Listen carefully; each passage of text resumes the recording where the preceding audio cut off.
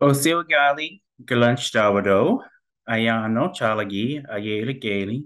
Hello, everybody. My name is Galunch. My English name is Vance Black Fox. I'm a citizen of the Cherokee Nation.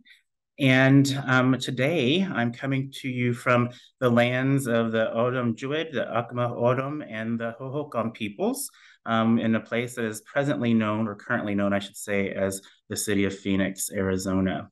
So important to acknowledge the places that we come from. So if you want to take some time now to enter into the chat, the lands where you come from, the indigenous peoples where you are residing today or where you're standing today, that'd be fantastic to acknowledge the peoples where you are.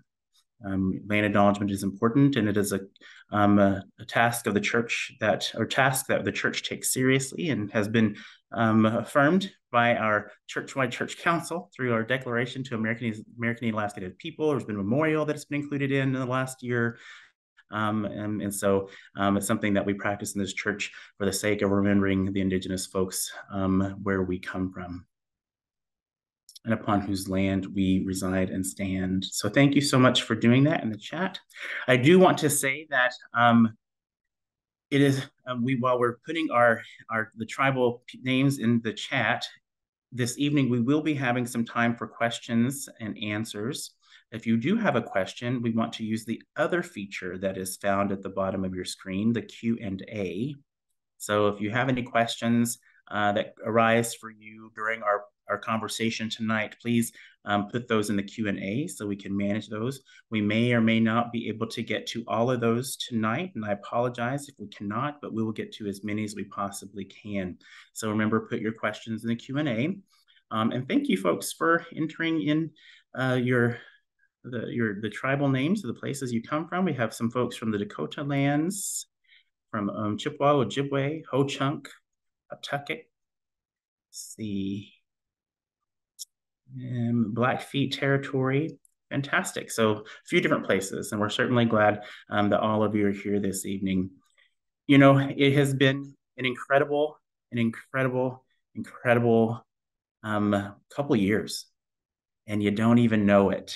This church, the ELCA, has been engaged in some work related to Indian boarding schools and related to truth and healing, right? That's where the language for truth and healing comes from, is the initial work being done to expose and lift up our stories of survivors and descendants and the healing that needs to happen, but also making sure that the federal government also is held accountable along with churches, not unlike our own, the ELCA and the Lutheran Church bodies before ours, who are implicated and complicit in Indian boarding schools. So tonight, what I'd like to do is have a conversation with some folks. But before we do that, I want to offer to you some information about the history of the truth-seeking, truth-telling initiative and the work that's been happening over the last couple of years and how it began, but also where we're at now, as well as then, of course, inviting our special guests into the room to share a little bit about the work that they've gotten to do as a part of the Truth Initiative or Truth Seeking, Truth Telling Initiative over the last few months. And so that is a very special treat, and I'm certainly glad that they were able to join us this evening. So as I said, I am here. I'm in Phoenix, and I'm here for the Women of the ELCA's convention and gathering. And I have been in just previously both Berkeley at PLTS, and before that, I was visiting Milwaukee, the lands of Menominee and Ho Chunks and others who were there for the installation of a new pastor at one of our native congregations. And in every place that I've been, before that, I was in Columbia, South Carolina, at Southern Seminary. Just the last seems like forever ago. It was just a week ago, but in every place, the conversation comes up with me. I mean, if somebody comes and wants to talk about it, or they happen to know some information or history about something related to Indian boarding schools. And so everywhere I'm going in the United States, in this church, people are talking about Indian boarding schools. And so that both brings me hope, but also becomes a bit of the challenge for us as a church to continue to learn more about those schools that we might know a little bit about here and there. So people are beginning to become more aware of the challenges around Indian boarding schools, as well as some of the work that we get to do in the church. Before I go into some of the history of the ELCA, it's important for us to also recognize that we're not the only ones doing work. The Episcopal Church is doing some work. The Methodist Church is doing some work. The Friends Church, the Friends, and the Mennonites and others, Catholic Church orders are doing work. Everybody is focused. Not the whole church, but there's groups of us that are focused on doing this work. And so not only is the ELCA engaged, but many other denominations and Catholic orders engaged in doing this incredible and necessary work that churches that we didn't suspect that churches would actually do as quickly as they've done. So we're really excited about that. But how did we, as the ELCA, become so engaged in doing this work for justice in relationship to truth and healing for Indian boarding schools? So it started a while back. So let me give you some of this history. Probably 2.5 years ago now, I was working for the National Native American Boarding School Healing Coalition. I served as the director of communications for what we NABS, we call it NABS for short, the Boarding School Healing Coalition. And I was the director of communications there, but I was also assigned the task of working with congregations and denominations and others to begin a conversation around how they might respond to the work of truth and healing. It was a presentation that the CEO had given at the Minnesota Council of Churches, one of their meetings, a gathering of sorts where folks were first introduced in some ways to Indian boarding schools and the need for the work of churches to respond to their participation in Indian boarding schools throughout history. And so I got a few phone calls from a few different places. The Catholics called, they wanted to talk. I was the one assigned to this task, so I talked with them. I talked to some Presbyterians and I talked to some Methodists. And then there was this Lutheran woman who goes by the name of Liz Andrus. And she's just pretty fantastic. And so we started that conversation 2.5 years ago in the spring about what could happen. What might the ELCA be about? How can the ELCA do the work that the ELCA needs to do in relation to our complicity? And so the conversation continued. And miracle of all miracles, some of you know this story, some of you don't, but somehow I went from working for the Boarding School Healing Coalition immediately to the ELCA. Even Liz didn't know that was going to happen. I didn't know it was going to happen. It was a miracle. And so I came to work at the ELCA as the director of Indigenous Ministries and Tribal Relations. And one of my first tasks was to work on a declaration American Indian Alaska Native people, to American Indian Alaska Native people. I worked on this declaration in partnership with a team, a sub-task force, you will, of the Repudiation of the Doctrine of Discovery Task Force of the ELCA. If you would like to see the declaration, you can go to elca.org/indigenous. In the middle of the page, there's a link to the declaration. This is not just the declaration of the church-wide organization. This declaration was adopted by the church-wide church council for the entire church. So that declaration belongs to you as well. And so without going too much detail into the declaration, one of the points and one of the concerns that we said we would commit ourselves to was, in fact, Indian boarding schools and helping survivors and descendants do some healing. And so soon after that was done, I said, okay, well, who is it in the church that is excited about this work? And immediately Liz's name came to mind again. So I emailed Liz and said, all right, you ready to have this conversation? And so we began the conversation, and Liz, whom you'll get to meet another time, I'm sure. She couldn't be with us this evening, but she is an educator, but also an organizer. So she's been doing some organizing for some time in a variety of places. And so she wanted to offer her gifts to this. And so we became co-leads in what has become known as the Truth Seeking, Truth Telling Initiative. And immediately we began to strategize, how are we going to make this work? What is the right way to do this? And we still don't know the right way to do this. We know our ethics and what we should and should not do, but we're decided that, well, this is a grassroots effort, quite frankly. And so how do we grow together and learn from those who will be joining us in this work? And so, but we decided that the one thing that we did decide was, well, where do we start? Let's start with why we need to do this. And so the why actually comes from the Boarding School Healing Coalition and the federal report of the Department of Interior, this challenge for churches to begin looking for their records of any boarding schools that they might have been engaged with, or that they may have operated, or they may have supported in any way. And so in the federal report and the report that NABS had developed for themselves beforehand was listed one school. I say 1.5, but just for clarity's sake tonight, we'll say one school. And that was the Bethany Indian Mission School, Lutheran Mission School in Wittenberg, Wisconsin. Most of the students that went to school there were Ho-Chunk. I know some descendants of that particular school personally. But I too didn't know that we were going to be gifted this amazing gift of records.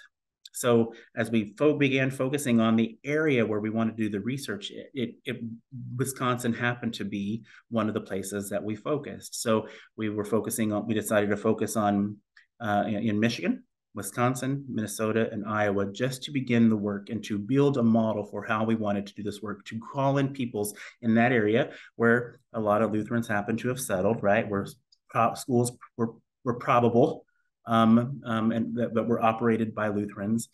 And so this school came to be, and then we learned pretty quickly, right off the bat, that the records to the Bethany Indian Lutheran Mission School, and it's gone by a few different names, was actually located 10 boxes of records located at the Region 3 archives, which is housed at Luther Seminary. And that Paul Daniels, the archivist at that archives, had been already thinking about, what are we going to do with these records?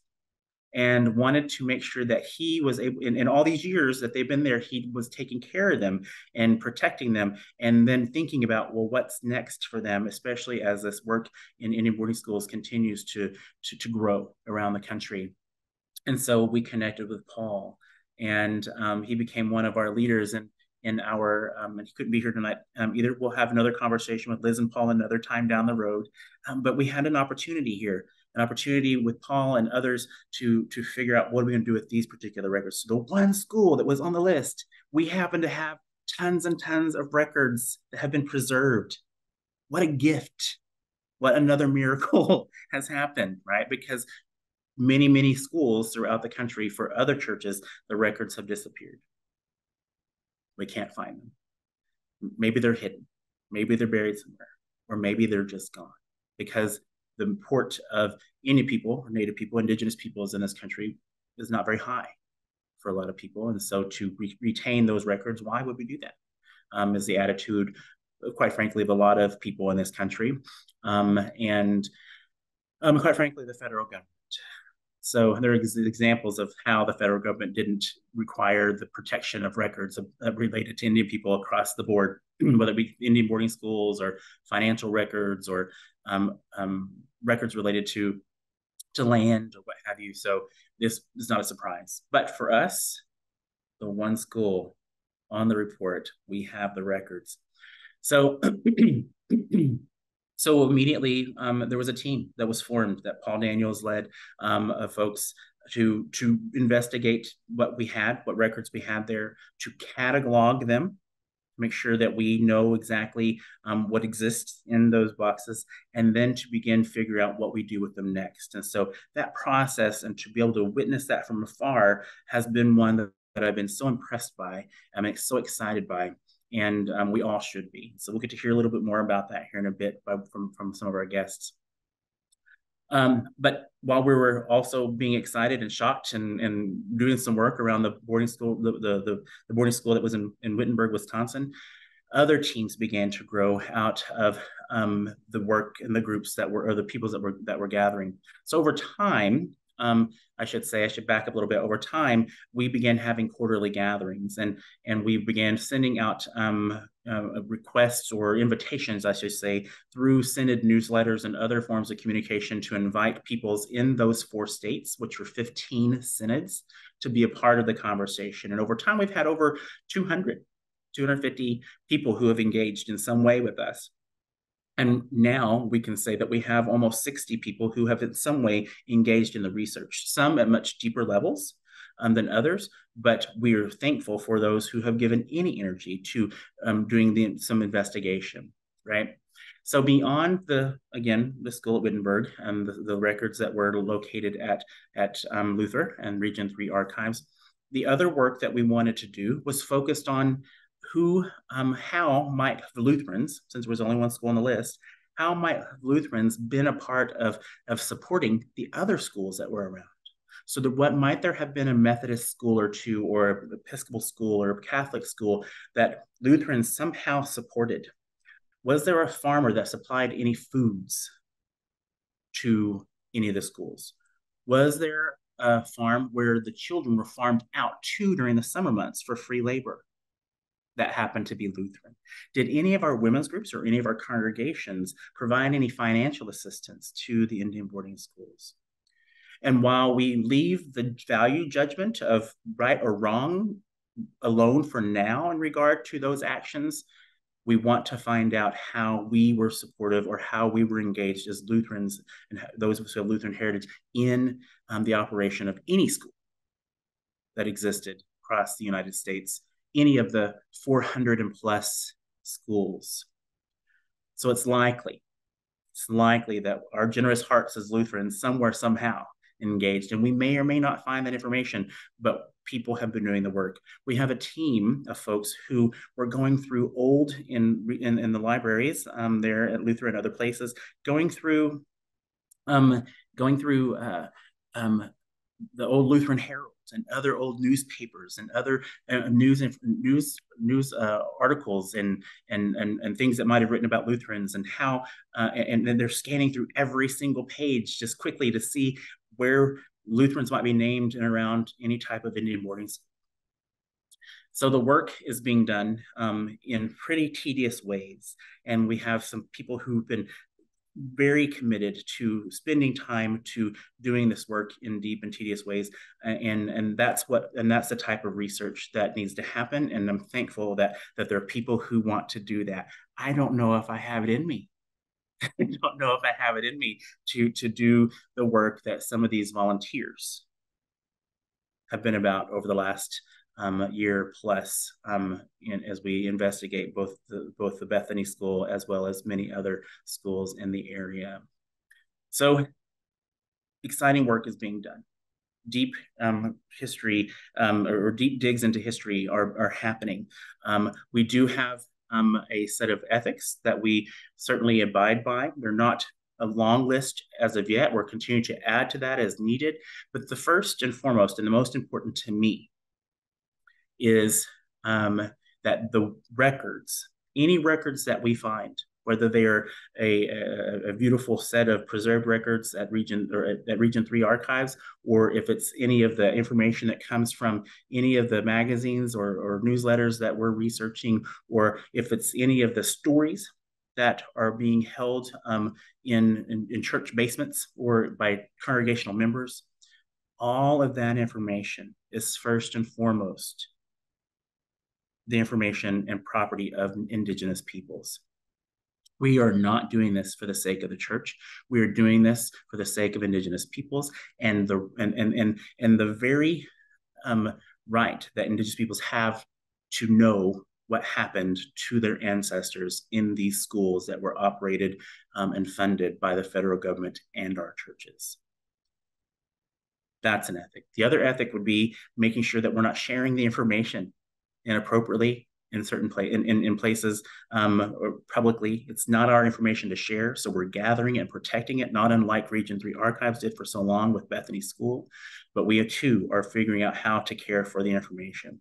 And so a list of ethics that guides our work that will continue to grow is very important to me and has been something that our teams, the teams that have come together over time, have certainly valued and embraced. And I'm certainly very thankful for that, because that's what makes our work shine with integrity, appropriateness, and will help the process of truth and healing in ways that'll be most appropriate moving into the future. So I'm grateful for that. So we've had quarterly meetings over the last year, and in those quarterly meetings, we give updates, we get a little bit of briefing on some of the work that's being done. We get to engage with one another and have conversations about who we are, where we come from, and why we're doing this work. So small group conversations, as well as getting to hear from people who are supportive of the work that we're doing. So Bishop Eaton has been a part of our meetings. Louise Johnson has been a part of our meetings. She's the Director of Administration or Executive for Administration here at the ELCA, and many others who have come to be supportive and to witness. And also we have had the opportunity to, in those meetings, dream about what might be next. And so that's also been important as well. In addition to those meetings, Liz has coordinated some learning opportunities, whether it be a time for gathering to discuss a particular book that has been assigned. The federal report has been assigned, and some folks have read through the federal report from the Department of Interior about Indian boarding schools. And so coming together to talk about that. If you folks have not read the federal report on Indian boarding schools, even a little bit, take some time to read just a little bit. You can also find that at elca.org/Indian boarding schools. There's a whole bunch of resources there, but take time to read that. The movie and the book, Indian Horse, another great resource that has been covered in those smaller group conversations outside of our quarterly meetings. And so, as you can tell, lots of things going on. So last spring, we've been at this for a while, and Liz Andrus, my co-lead, my organizer, is like, it's time to expand. And I got really nervous. I own it. I got so nervous about, well, we're doing such a great job now. Why do we want to change it, right? But I had to get some courage about myself, because I knew that the work would expand and get bigger, and everything seems to be just fine the way it is, right? So I had to shift, and I put it off for a couple months, but finally we were able to get me to invite then phase 2.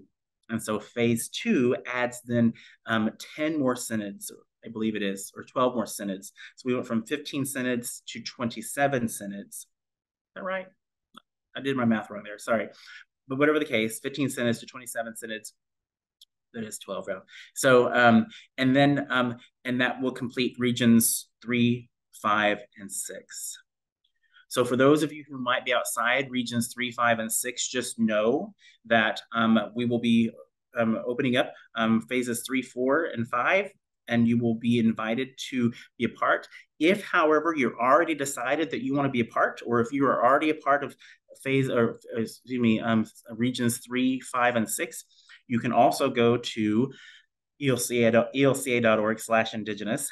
Or elca.org/Indian boarding school, and go to the Indian boarding school page and the form that talks about what we're doing in the Truth Seeking, Truth Telling Initiative, and you can fill that out. And while we may not be ready for you yet, we will have you on the list to make sure that you were invited to the first session for whatever phase you might be a part of. So just know that you are always welcome to, you're always invited to fill out the form, and we will get to you when we move to that part of the country or in that part of the church. But for now, 3, 5, and 6, if you're in the room and haven't offered some time, we'd love to have you and love to see you be a part of this. So I've been talking for a little bit now, I know that, but there's just so much to share. And I've not even really shared everything I want to share, quite frankly, but I want to make sure that we have a chance to hear from our guests this evening.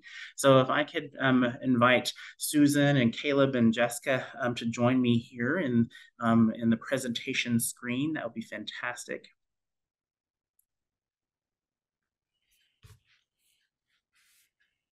Hi, welcome. Hello. Hello.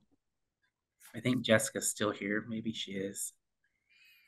I may have spoken too long. We'll see. I'm here. I'm just Oh, invisible. oh, okay. All right, there you are. Okay, Okay. fantastic. Okay. Great, great, great. Well, thank you to the three of you for your time this evening, for your willingness to be a part of this short conversation this evening, to let the rest of the folks know out in the ELCA what we've been up to. And I'd first kind of like to introduce. I'm just going to introduce Jessica, and because I know she needs to leave a little early here, so I want to give her first crack at sharing.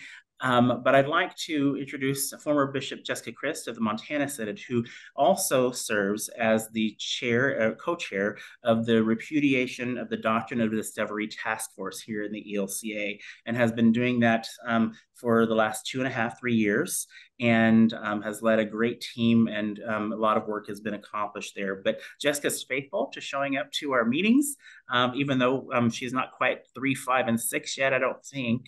Um, Mhm. but we'll get there. So Jessica will have her chance to do some research eventually, but she's Region 1. But because of her role as co-chair of the Repudiation Task Force, we wanted to welcome her here tonight and just kind of get her reflection on the work that she's gotten to witness in her presence with us in this initiative. So Jessica. Thanks. As I mentioned in the chat, I live in Great Falls, Montana, which was originally or traditionally the home of the Blackfeet Nation, no longer. And the Little Shell tribe, now recently recognized, now it has its headquarters in Great Falls. So it's a moving, changing picture, and that's kind of exciting. I grew up, however, very close to the Carlisle Indian School. The Carlisle Indian School was once an Army barracks, and then it was the Carlisle Indian School, and then it became the Army War College, which was a wonderful place for college students to go to protest the Vietnam War. But it was also seeing the Carlisle Indian School sandwiched between these cultures of violence, I think, is really significant because that was kind of the prototype for all of the schools in the US and in Canada. So there it was in a former military, and then it became military again. As Vance said, I'm co-chairing the Repudiation of the Doctrine of Discovery Task Force. Once upon a time, pre-ELCA, Lutherans were actually sort of at the forefront of being hanging out with American Indians and actually being involved with the National Indian Lutheran Board and being involved with the American Indian movement, etc. That sort of came to a halt when the ELCA came into being, and we got distracted, I guess, by internal affairs. But in 2016, the ELCA Churchwide Assembly overwhelmingly passed a repudiation of the doctrine of discovery, and it was good. And then for 3 years, we did nothing. I was personally had taken upon myself to bug the presiding bishop regularly. And finally, when I was about to retire, she said, "Would you do something about this then? Stop complaining to me and do something." So since 2019, I've been working on doing something, gathering this wonderful task force, co-chairing it at first with Marlene White Rabbit Helgamo. And out of that came this declaration to which Vance alluded. The declaration was our taking seriously that, yeah, in 2016, we said this. Now, what does that mean? How do we flesh that out with our actions? And it really had 3 audiences. One was American Indian Alaska Native people within the ELCA. One was American Indian Alaska Native people not in the ELCA. And one was non-Indian people in the ELCA. And then we had confessions. This is where we messed up. And, you know, we had a lot of places we could talk about then. But then we made promises, we made pledges, and we had 21 things that we agreed that we needed to work on for the sake of our relationship with sisters and brothers. So one of them was looking into boarding schools and looking into healing. And that's what this is about, this particular focus. There's another group who's working on connecting with missing and murdered Indigenous women. And I commend to you looking at the declaration. There are things like encouraging land acknowledgements across the church, working towards the elimination of racism, committing to partnership with Native organizations, and on and on and on. Support tribal languages, not tribal nations in language preservation. Work for the inclusion of Indigenous history in schools. Some of these are kind of concrete and we have some control over them, and some of them are huge and societal, like the preservation of tribal languages. And that's not something that the ELCA can just make happen, but we can be partners, we can be allies. So that's it. Thank you, Jessica. Thank you so much.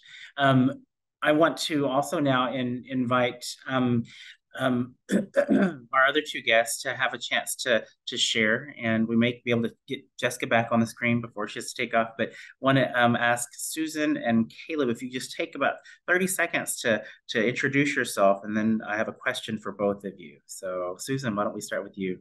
Okay. Hi, my name is Susan Green, and I'm a member of All Saints Lutheran Church in Eagan, Minnesota.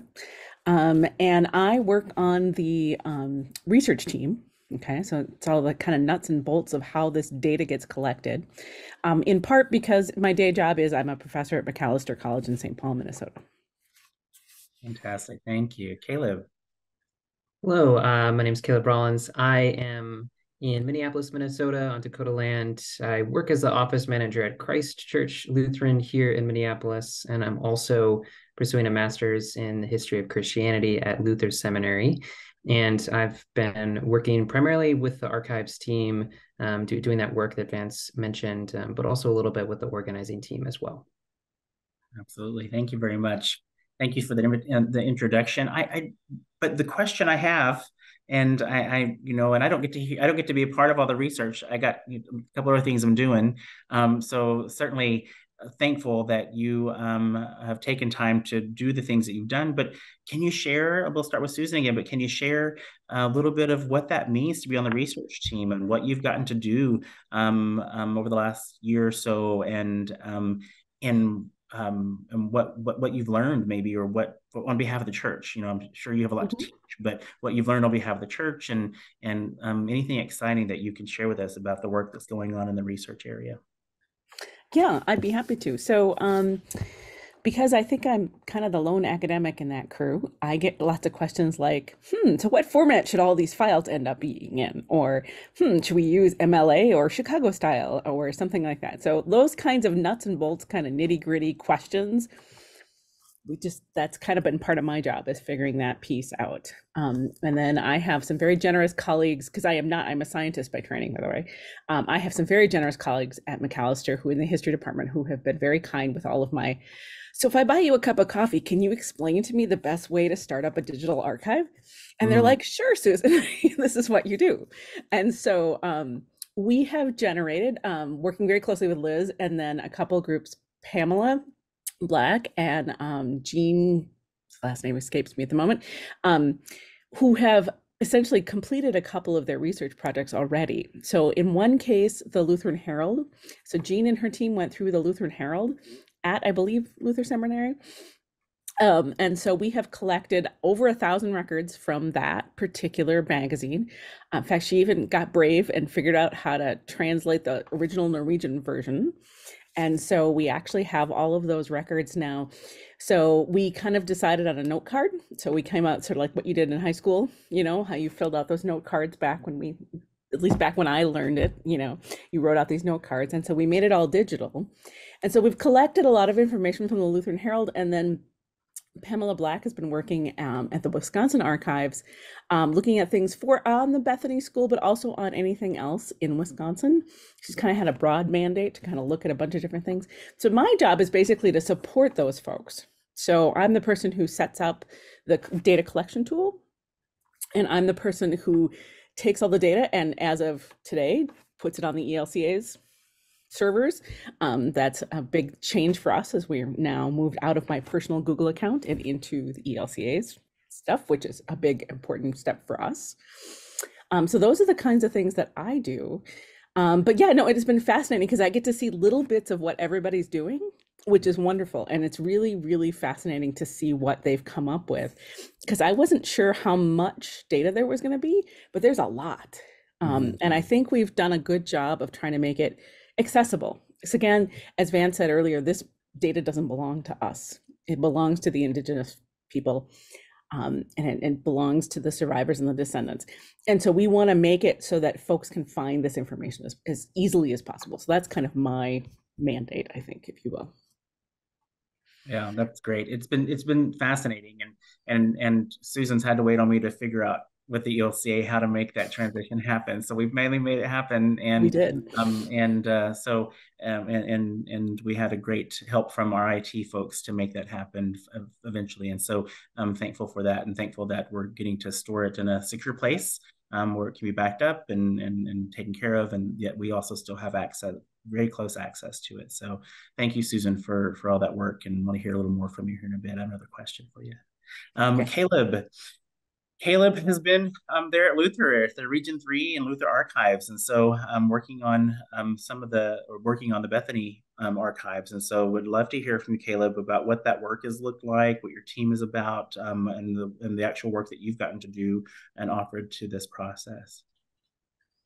Right. Thanks, Vance. I think, off the bat, just as Susan ended, I mean, this ethic of these records not belonging to Luther Seminary, sort of the archives, they were housed there for, a while, but that they really belong to the survivors, the descendants of Bethany Indian Mission. And so I think having that, a group of myself and two other volunteers, one who drove would drive up, hour and a half, come here on the weekends to do this work of cataloging and sort of assessing, okay, what really is here, right? We know these records are here, but some of them maybe haven't been touched since the late 1950s when they were put in these boxes.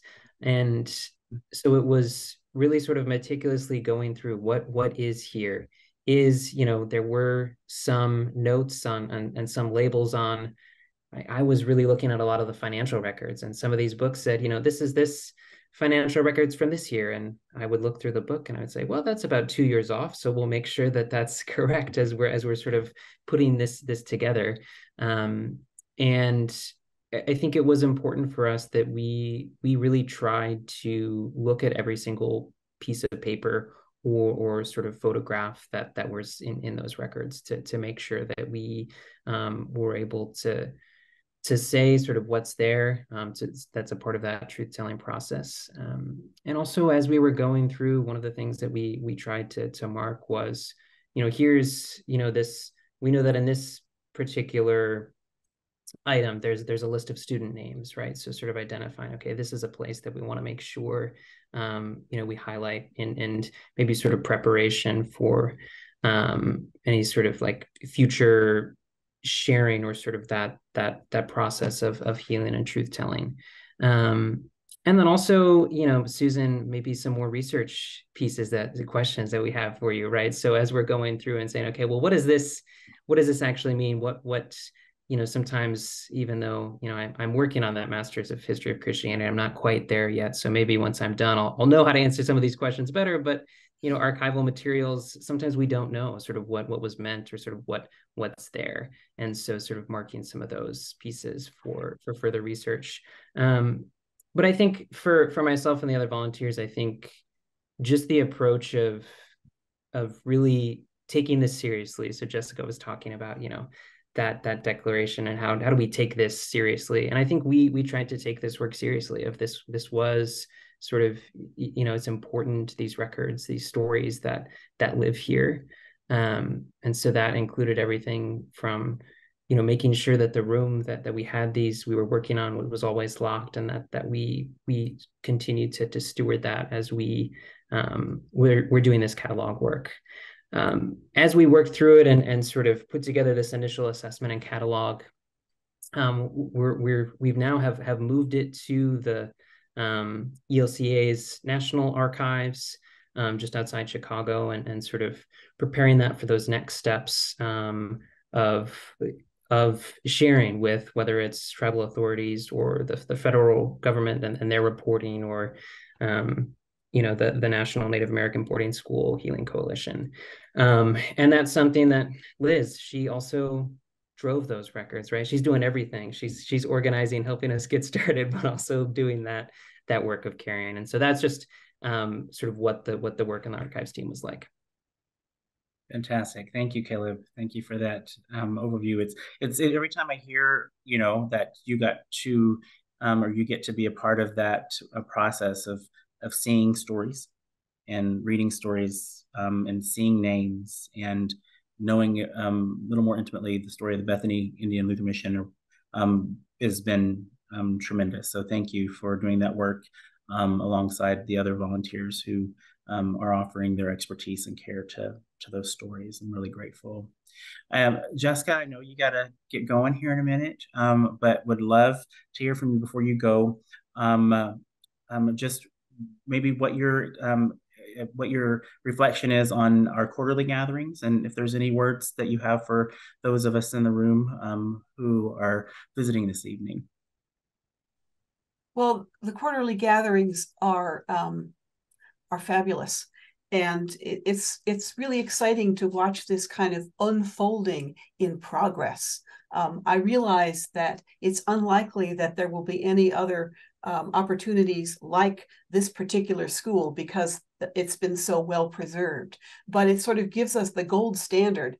And as we find dribs and drabs about other schools, we can sort of say, well, what would they have done?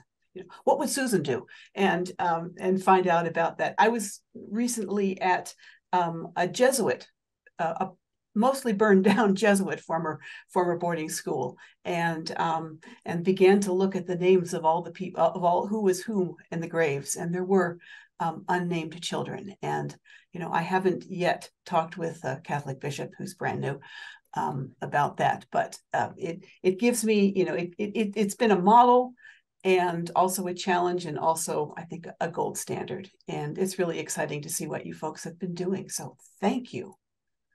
History is not boring. Not at all. Not at all. Well, thank you. Thanks. Jessica, I'm so grateful, and have a good evening. Thanks for being here. Thanks. Yeah. So I agree with I keep calling her Bishop Chris because I like that, and she continues to lead in ways that I just really respect. But Jessica is right. It's been fascinating and exciting to see it all roll out. One of the things I think I will say for those of you who are gathered is that one, we've talked about this one school that's on the federal report, but what we know is that there were also numerous other schools that were not federally funded that were run by Lutheran people, Lutheran churches. So that's another set of research that we'll get to do over time, and other organizations and other schools and other congregations and experts will come into the fold, and we'll begin really focusing on some of those things. We have some leaders from the Wartburg Seminary, Wartburg College, Luther, other places, just in this next round of phase 2 that will come on board to help us look at, well, where might have those other schools been? And how do we start researching those schools as well, utilizing some of the model that we've already created for ourselves in phase 1. And so that's exciting. So that's something that I think is important to share, that it isn't just this one school we'll focus on, or how we were engaged in other non-Lutheran schools, but where were the other schools that were day schools or on reservations boarding schools or off reservation boarding schools that were run by Lutherans, but wasn't federally funded, because those that were reported in the federal document on the federal report were those that were federally funded, even though they might have been run by the church. So there is a difference. It took me a long time to also, in these early years, I guess I should also share that I worked for NABS, the Boarding School Healing Coalition, but before that I was the board chair. So I was the board chair and president of the National Native American Boarding School Healing Coalition, and helped find funding and secure funding at a very large level for the organization. But my family's history is one that is completely wrapped up in boarding school, both Moravian and Lutheran. And so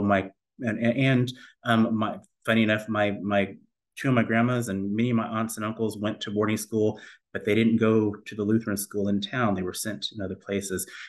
My story is not unlike a lot of other descendants boarding school stories, there's some uniqueness in some ways, but that's a whole nother presentation. But all that to say that this is so important to me. And so when Susan gives up an hour of her evening, and when Caleb gives up an hour of his evening, and others are, and those two and others are out doing the work, I can't help but have a deep sense of gratitude and thankfulness, because I know what this type of research and this type of work means to me and my family, and what it will mean to so many other Native people. So I just want to share that as we move into the next question. And really, it's a question that I don't know if we've asked this in our quarterly gatherings or not. In some ways we have, but my question is why? Susan, why do this work? What Right. is it that draws you to I mean, besides mine and Liz's personalities and our charm and charisma? Well, and that is a big part of it, I will say. What is it that drives you and keeps you in the work? What is that? Because I've been curious, to hear that from you and so many others. Yeah, if you wouldn't mind sharing. Right. Well, I mean, part of it is I have friends and colleagues who are descendants.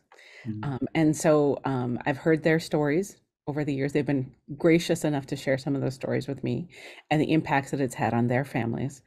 And I think sort of our church, like many others, when we shut down with the pandemic and then George Floyd was murdered just down the road from us, literally, we started to think about how we interact with the space around us and the people around us. And a lot of that has to do with the fact that we actually my house is stone's throw away from the Dakota stories of the Garden of Eden. And I learned this because I went on one of the Minnesota Council of Churches offers these things called Dakota Sacred Spaces tours. And if you're in the Twin Cities at all, I can't recommend them highly enough. That was such an incredibly moving, life-changing, altering experience that I almost can't describe it. And so I think learning from a Native perspective, where the place that I live means to other people, I think is, and the history also in a very different way than I've heard it growing up in Minnesota. I think that, I mean, how can you turn away, right? Like, how do you walk away from that and not do something? And so then when the invitation came to apply to join this group, I thought, well, okay, this is something I can do. I know how to research stuff. And so that's why I'm here, and why I continue to hear. But also, I think this group is such a fabulous, supportive group. I want to say the quarterly gatherings are really to energize, I think, me. Like, if I start flagging a little bit in energy about some of this stuff, it's like, okay, yeah, we're doing stuff and we're making some progress. And I think, yeah, how can you, you can't turn away once you see it. And actually, once you read the federal report, I don't know how you can walk away. I don't understand how you could even read that and not walk away. It's just, it's mind-blowing to a certain extent. And so, yeah, so I want to be part of the solution and not part of the problem anymore. Sure. No, thank you for that, Susan. Thank you. And Caleb, I'll ask you the same question. Why? You're a student. You got lots going on, right? You're working and you're studying, and then you still give time to doing the research that you've done and that you'll hopefully continue to do with us. But so why for you? Do you want to be part of this initiative? Yeah, I think part of it is sort of a very basic Christian calling of telling the truth and speaking the truth. And that's, I think, for me, a core part of how I understand what the Christian tradition should be about, and sort of, is at its best, and playing a small part in that, and a small part in, another big part of our tradition of working for healing and justice, and sort of just being a part of that is what animates really, I hope my work, certainly my studies. I mean, I think, I can read a history, myself, which I think is great. And I love to do it, but to be able to share it and to have it be about something that really, I think, matters, like Susan was talking about, that's what draws me into this work. And I mean, I will say it is sort of that meeting of, mind spending time in archives. In fact, I'm volunteering in other archives projects with Paul Daniels as well. So there is a little bit of that, like, sort of, how can I contribute to this truth-telling work, this healing work that the broader church has committed to be a part of? And this is one way that I've been able to do that. And I'll echo also what Susan said about just the group as well. And this being grassroots, I think, is really amazing and inspiring that there's all of these people here with us tonight, probably more who will watch this after the fact, and that we're a part of that is really inspiring. And I'm feeling energized right now by the presence of all of you. Thank you, Caleb. Yeah, so that is for me, it's just thank you for sharing that, because that is one of the things that is inspiring to me, is everybody's commitment and all the hours that you've already put in to doing the research in various ways in different areas, and learning and teaching us how to do it right, Susan, and guiding us, and being on the leadership team, Caleb, right, to support that team as we continue to grow. Just so thankful for all of that. I also think that it is important, as Caleb said, this is grassroots, right? And I wanted it to feel and be grassroots because, and what I mean by that is I needed for white Lutherans to do the work. Oftentimes, Native people are expected to, correct and dig and try to finagle themselves the information that they need. But this needed to be done by people who are part of the group or the culture that perpetrated the genocide, right? Perpetrated the tool of genocide in regard to Indian boarding schools. And so the integrity and the courage and the bravery and the commitment for white Lutherans to step up into these roles to do this work has also been tremendous. And I don't want to leave tonight without saying that. This grassroots work is really great. I mentioned earlier that other denominations are certainly working on this, on their boarding school stuff, doing their research. The Episcopals are kind of at the beginning of their work. They have two committees that were actually a part of their formed by their polity. So they voted to create these teams, which is fine. But it makes it a little more difficult. Whereas I said, we're not going to do that. We're just going to create the team out of my office, and the movement out of my office. So it gives us a little more freedom to be grassroots. Whereas the Episcopals don't get to do that as freely. They got some processes to go through, which is wonderful. But they also have, I think, around $2.5 million from various pots to support the work that they're going to be doing. So I'm excited to see how they do that work.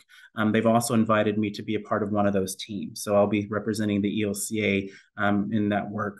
I've gotten to work with the UCC, the United Church of Christ, as they were getting ready this past summer to vote on their memorial around Indian boarding schools. And got to do, and I was blessed to be able to give the kind of the pre-education, the pre-workshop to the vote, and talk with them about all the history, at least the 100 people that were in the room. And so that was also very important. And then lastly, I'll say I'm also the person who gets to convene all of the representatives, the people who are kind of being the organizers in the Catholic Church orders, in the Friends Church, in Methodist, Presbyterian, Episcopal, of course, Lutheran, and now UCC. I get to grab those folks and pull them together. And so we get to hear together what's happening in each of our denominations and Catholic orders to and around Indian boarding schools and how we're responding. And everybody is doing such a fantastic job. And there's passionate people, not unlike Susan and Caleb, who are doing the same work and committing themselves to the same work in their denominations. And so we will continue to pray for all of them as well as we pray for ourselves in this this work of truth telling and truth seeking and truth telling for the sake of the truth and healing movement. So we are just so thankful. And we're kind of at the end of the hour, got 5 minutes. I've not noticed any questions in the Q&A, so I can certainly use up that 5 minutes. Y'all know this for those who've been on my classes. But are there any questions? I'll even go over here, I guess, and check the chat to see if you put it in the wrong spot. Let's see here. I don't think so. All right. Well, if there aren't any questions that I can answer, is there any last things you'd like to say, Caleb, Susan, before we take off? Anything that I missed or anything that's come to mind for you?